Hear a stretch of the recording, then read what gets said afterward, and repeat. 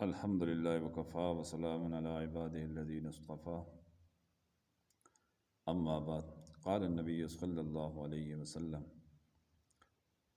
الإيمان بضع وسبعون شعبة، أعلاها لا إله إلا الله وأدناها إماتة الأذى عن الطريق والحیاء شعبة من الإيمان۔ نبی اکرم صلی اللہ علیہ وسلم کا ارشاد مبارک ہے کہ ایمان کی 70 سے کچھ اوپر شاخیں ہیں۔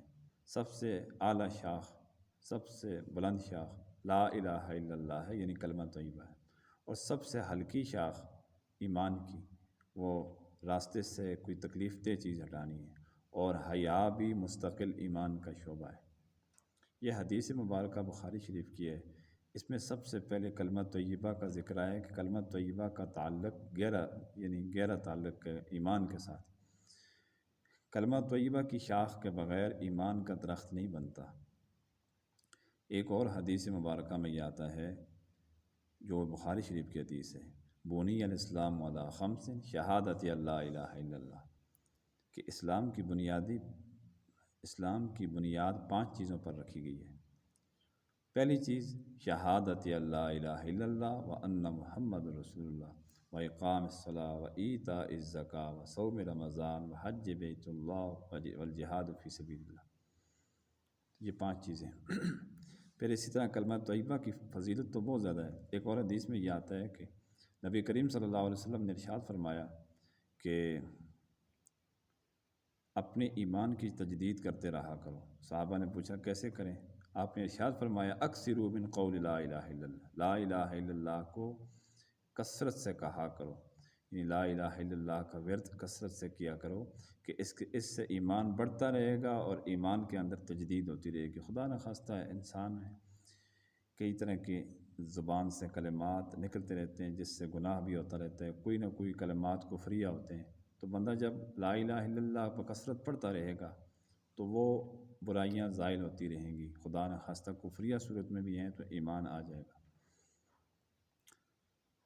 اس سے بعد فرمایا کہ ادنا شاخ ایمان کی یہ ہے کہ راستے سے کوئی تکلیف دہ چیز ہٹا دیجیے، جیسے کوئی لکڑی ہے، روڑا ہے، کوئی لوہا وغیرہ پڑا ہوا ہے، کوئی کانٹا وغیرہ ہے تو اس کو ہٹا دیا جائے۔ یہ ایمان کی ادنا شاخ ہے، لیکن ایمان کی شاخ ہے، ایمان کا درخت بہت اونچا ہے، تو اس لیے یہ چیز بھی لوگ نظر انداز کر دیتے ہیں کہ راستے سے تکلیف دہ چیز نہیں ہٹاتے، خیال نہیں رکھتے۔ تو بھائی ایمان کی شاخ ہے، اور جو ہٹا رہا ہو تو اس کے یہ مومن ہونے کی علامت ہے کہ ایمان کی جب ادنا شاخ اس کے اندر ہے تو اعلیٰ شاخ کتنی اونچی ہوگی۔ اسی طرح آگے فرمایا کہ حیا ایمان کا شعبہ ہے۔ حیا اس جذبے کو کہتے ہیں کہ جو بندہ اندر رکھتا ہے، محسوس کرتا ہے، اور کوئی برائی یا کوئی بھی خاندانی طور پر یا شرعی طور پر کوئی فعل ایسا نہیں کرتا جس پر لوگ اس کو ملامت کریں۔ اب شرم 2 طرح کی ہے۔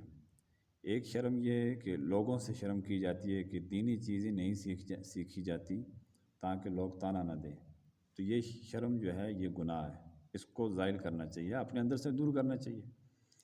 ایک شرم وہ ہے کہ جس کا شریعت کے اندر حکم ہے، وہ اختیار کرنی چاہیے، وہ ایمان کا شعبہ ہے، ہر کسی کو اپنے پاس رکھنی چاہیے۔ وہ یہ ہے کہ عورتوں کو پردہ کرنا چاہیے، اور مردوں کو بھی چاہیے کہ وہ عورتوں کو نہ دیکھیں، بے حیائی والے مقامات پر نہیں جانا چاہیے، اگر جائیں تو اپنی نظروں کی حفاظت کرنی چاہیے۔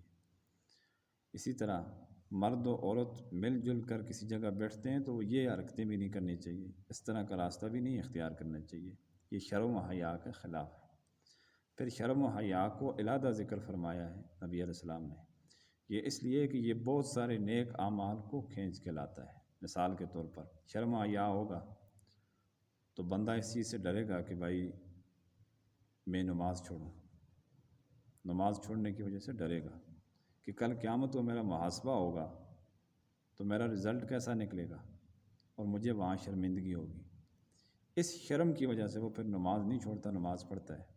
اسی طرح زکوٰۃ کا بھی، روزے کا بھی، تمام چیزوں کا حساب لگا لیں، نیکیوں کا بھی اور گناہوں کا بھی۔ گناہ بھی وہ چھوڑ دے گا اس شرم کی وجہ سے کہ کل قیامت کے دن مجھے لوگوں کے سامنے ندامت اٹھانی پڑے گی۔ اللہ تبارک و تعالی ہم سب کو ان احادیث کے اوپر اور ایمان کی ان شاخوں کے اوپر عمل پیرا ہونے کی توفیق عطا فرمائے۔ وآخر دعوانا ان الحمد للہ رب العالمین۔